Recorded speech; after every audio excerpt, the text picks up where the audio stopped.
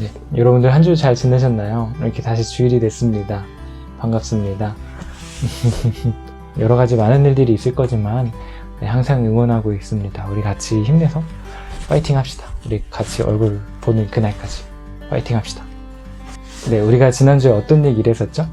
우리가 지난주에 부모님에 대해서 초점을 맞추고 이야기를 했습니다. 한 주 동안 많이 효도를 하셨나요? 저는 효도를 많이 못한 것 같아요. 그래서 좀 이렇게 찔리긴 하는데, 그래도 이렇게 효도하는 삶을 같이 살아가자고요. 근데 부모님 이야기를 했으면 이제 또 그 다음 나와야 될 이야기가 있겠죠? 바로 자녀에 대한 이야기입니다. 오늘은 하나님이 과연 우리 가정에서 자녀가 어떠한 존재인지, 그 다음에 우리가 자녀로서 또 어떻게 어떤 특권을 누려야 될지, 네, 자녀가 누리는 특권이 아주 많습니다. 네, 그런 것도 우리 이번 주에 한번 같이 나눠보도록 하겠습니다.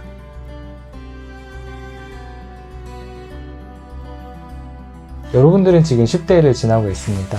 10대를 아주 열심히, 코로나 때문에 잠깐 멈춰 있는지도 모르겠지만 10대를 지나고 있습니다. 근데 놀라운 건요, 저도 10대 같아요, 지금. 그러니까 어떻게 시간이 지났는지 기억이 안 나요. 그래서 그때 여러분들 막 학원 끝나고 뭐 PC방 다니고, 물론 지금은 집에만 있겠지만 약간 그렇게, 저는 중학교 때 이렇게 놀았거든요. 학원 가기 전에 일단 PC방 한 시간 갔다가, 그다음 학원 갔다가, 또 끝나고 또 친구들이랑 이렇게 모였잖아요, 학원에서. 그럼 또 학원 지하에 있는 PC방 갔다가 약간 이랬던 것 같습니다. 근데 지금 마음이 그때랑 크게 다르지 않아요. 되게 신기하죠. 그리고 저뿐만이 아니라 지금 막 제가 예전부터 알던 형님들은 이제 30대가 됐어요.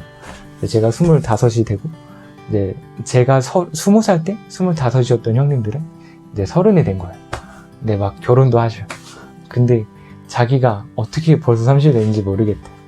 그냥 다들 그런 생각을 하나 봅니다. 저뿐만 아니라 모든 사람들이 다 여러분들 나이 때 그 정신으로 살아가는 것 같아요. 그러니까 저희 엄마, 아버지도 그렇고, 가끔 엄마가 지금은 술은 안 드시지만 가끔 이렇게 술 한잔 하시면서 그랬던 기억이 나요. 막 엄마가 다니셨던 그 초등학교, 중학교 막 그런 얘기를 하시면서 아직 마음이 그 10대 시절, 그 다음 20대 초반 시절에 머물러 있는 것 같다 라고 말씀을 되게 많이 하십니다. 네, 여러분들도 크게 다르지 않을 거예요. 지금 중학교 시기이지만 그 중학교 시기를 벗어난다고 해서 여러분들의 마음이 막 엄청나게 자라지는 않을 것 같습니다. 네, 이렇듯이요, 모든 사람은 이렇게 어릴 적 마음을 품고 인생 전체를 살아가게 됩니다. 여러분들의 부모님도 마찬가지일 거고요. 이거는 지금 삼성 회장, 이재용 씨, 이건희 씨도 마찬가지일 거고요. 문재인 대통령도 마찬가지일 거고요. 그러니까 우리가 알고 있는 모든 사람이 그렇게 살아갑니다. 그런 어린 시절, 그런 어린이 같은 마음을 우리가 품고 다 살아가고 있다는 것이죠. 이것은 그냥 우리만 이렇게 느끼는 게 아니라 하나님이 봤을 때도 딱 그런 시각으로 우리를 보고 있습니다. 그러니까 우리가 나중에 자라나서 누군가에게 존경을 받는 사람이 된다고 하더라도, 막 남들이 부러워하는 직업을 가진다고 하더라도 하나님이 봤을 땐 그냥 어린아이예요. 우리 가운데 있는 그런 어린아이 같은 마음을 하나님이 알고 계신다는 것이죠.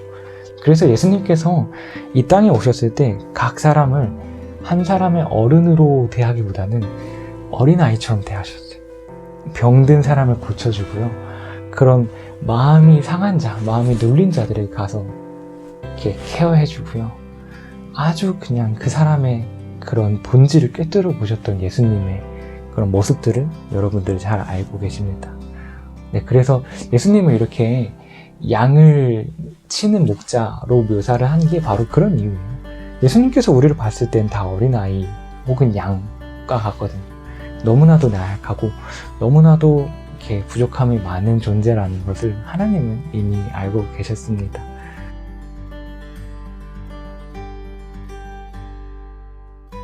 네, 이렇게 하나님이 보시기에, 또 예수님이 보시기에 모든 사람은 어린아이와 같다 라는 것을 알 수 있고요. 근데 오늘 우리가 읽은, 우리에게 주신 하나님의 말씀이 단순히 그런 의미만을 뜻하는 건 아니라는 거예요.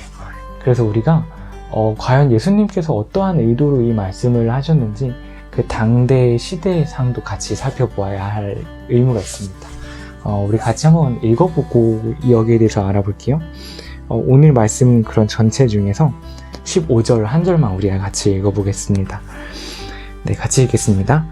내가 진정으로 너희에게 말한다. 누구든지 어린아이와 같이 하나님 나라를 받아들이지 않는 사람은 거기에 들어가지 못할 것이다. 네, 하나님의 나라를 어린아이처럼 받아들이지 않는 사람은 거기에 들어가지 못할 것이다. 그러니까 천국 못 간다 이거예요. 그러니까 어린아이처럼 하나님 나라, 그러니까 하늘 나라, 그러니까 천국이거든요.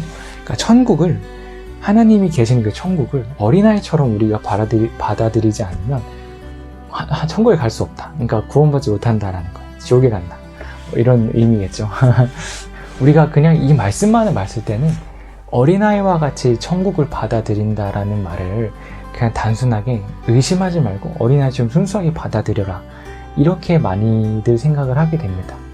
네, 현대에 와서 많은 사람들이 그렇게 생각을 하게 되었죠.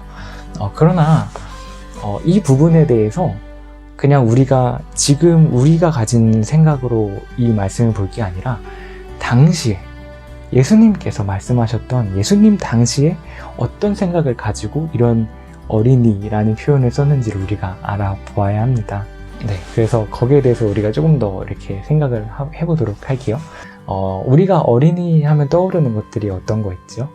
어떻게 어린이를 생각하시지요? 근데 이 어린이는 우리가 어린이를 참 좋게 생각합니다.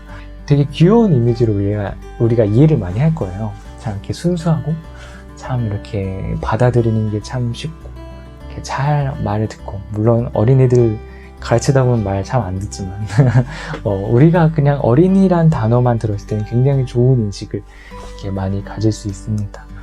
그러나, 예수님께서 이 말씀을 하셨을 때 어린이는 이것과 좀 달라요. 그러니까 이렇게 어린이에 대해서 좋게 생각한 적이 많이 없거든요. 역사적으로. 우리가 역사적으로 어린이는 굉장히 좀 나쁜 존재, 좀 부족한 존재라고 많이 여겼고요. 근대에 와서 여러분들 산업혁명을 배우셨을지 모르겠지만 어린이는 좀 착취당하는 존재였어요. 그러니까 일을 부려먹고 돈을 조금 주는 존재, 우리가 악용해 먹는 존재라고 많이 여겨졌고요. 그것뿐만 아니라 예수님 그 당시에는요, 좀 이렇게 부모님이 마음대로 할 수 있는 사유재산, 그러니까 부모님이 버릴 수도 있고 뭐 사올 수도 있는, 되게 우리가 생각했을 때 되게 좀 미개해요. 그러니까 이런 부분들이 많이 있습니다. 우리가 역사를 연구하다 보면 이 과거 사람들은 우리가 이해하지 못하는 무언가가 있어요. 근데 그 당시 어린이에 대한 그런 태도도 현대에 우리가 이해하기 좀 어려운 부분이 있습니다. 우리가 이 말씀으로 돌아와서 이렇게 같이 생각을 해봅시다. 당시 어린아이가 이렇게 빼앗기고 뭔가 이렇게 착취당하고, 그 당시 학교에서는 되게 많이 때렸어요. 어린아이를 교육하는 게 고대 사람들이 봤을 때는요, 때리는 것과 같은 느낌이었어요. 그러니까 교육한다는 게 때리는 거 없이 돌아가지 않았다고도 볼 수 있는 거죠. 참 잔인하죠. 네, 이런 고대인들에게 너희가 어린아이처럼 되어라 라고 예수님께서 말씀하시는 겁니다. 그러니까 그 당시 사람들이 이걸 어떻게 받아들였을까요? 그러니까 어린아이는 때리면 맞아야 되는 존재, 말 안 들으면 혼나는 존재, 어떤 느낌인지 이해가 되시나요? 그러니까 고대인들에게 어린아이처럼 되라, 이거는 단순하게 너희가 순수하게 살아라 이런 의미에서 끝나는 게 아니에요. 그러니까 너희가 이렇게 누가 때리면 맞는 존재가 되고, 너희가 억울해도 참는 존재가 되어라 라고 예수님께서 말씀하시는 겁니다. 근데 이게 단순히 사람들한테 그렇게 되라는 게 아니라 이게 천국, 하나님 나라, 하나님 앞에 그렇게 되라는 것입니다. 물론 하나님이 때리거나 막 착취하진 않습니다만 그렇게 하나님 앞에 자기를 낮추라는 이야기로 볼 수 있는 것이죠.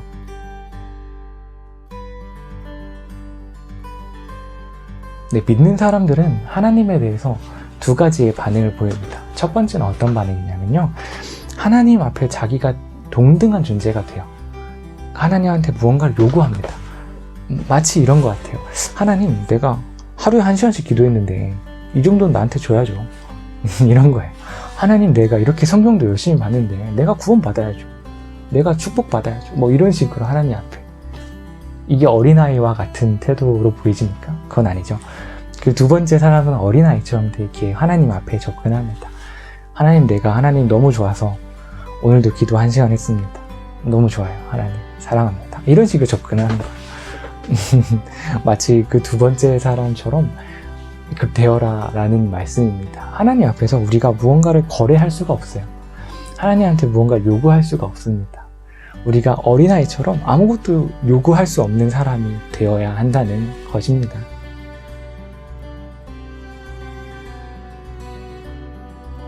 네, 우리가 모두 좀 어려운 시기를 지나고 있습니다. 이렇게 집안에만 있는 시간이 금방 끝날 것 같았는데 아직도 끝나지 않고 있고요. 전 세계적인 그런 것들을 보면 아직도 한 몇 달은 더 가지 않을까 싶네요. 참, 네, 고생하셨습니다. 그동안. 그리고 조금 더 파이팅 합시다. 네, 우리가 좀 가족들이랑도 많이 싸우고 이렇게 여러 부딪힘들이 있을 거라고 생각을 해요. 사람이라면 다 그럴 거예요. 같이 부딪히다 보면 조금이라도 싸우게 되어 있습니다. 네, 그런데 너무 이렇게 자책하지 마시고요. 부모님 효도해야 된다고 했는데 효도 못한다고 너무 자책하지 마시고요. 네, 그동안 해온 것도 잘하고 있으니까 네, 조금 더 힘내면 됩니다. 오늘 이야기 나눈 것처럼요. 하나님 앞에 우리는 그냥 어린아이예요. 그러니까 우리가 하나님 앞에 되게 뭔가를 열심히 하고 싶을 때가 있어요. 저도 그렇고 여러분들도 그럴 거라고 생각합니다. 우리가 믿음의 사람이 되기 시작하면 점점 더 많은 것을 하나님께 드리고 싶어져요. 왜냐하면 받은 게 많아지거든요. 그래서 뭔가를 열심히 하면서 이렇게 하나님 앞에 엄청 어른스러워지고 싶기도 하지만 그럼에도 우리는 하나님 앞에 어린 아이와 같습니다. 네, 그래서요, 우리가 하나님 앞에 나아갈 때도 뭔가 우리가 이렇게 노력한 것들을 가져가기보다는 그냥 어린아이처럼 나아갑시다. 네, 그런 사람들에게 하나님의 은혜가 임할 거예요. 그런 사람들이 하나님의 나라를 받게 될 것입니다. 우리가 하나님 앞에서 뭔가를 이렇게 요구하려고 하지 맙시다. 그냥 하나님은 아버지로 너무나도 좋으신 분으로 이렇게 쫓아가는 저와 여러분들 다 되었으면 좋겠어요. 여러분들이 무슨 힘든 일이 있거든, 무슨 이렇게 막 울적한 일이 있거든, 진짜 어린아이처럼 하나님 앞에 나아갑시다. 네, 우리가 쉴 수 있는 그런 쉼이 되어 주실 거고요. 우리를 위로해주는 그 위로를 우리가 맛볼 수 있을 것입니다. 네, 우리 이렇게 하나님을 아버지로 모시며 따라가는 주님의 귀한 어린이들 다 되시기를 정말 간절히 축복합니다. 한 걸음 한 걸음 주 예수와 함께 날마다 우리 걸어가리.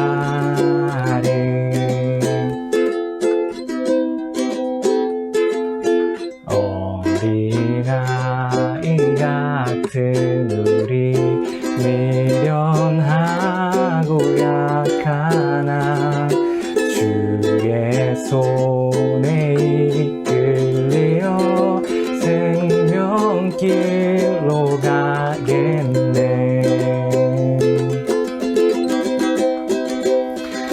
한 걸음 한 걸음 주 예수와 함께 날마다 우리 걸어가리. 한 걸음 한 걸음 주 예수와 함께 날마다 우리 걸어가리.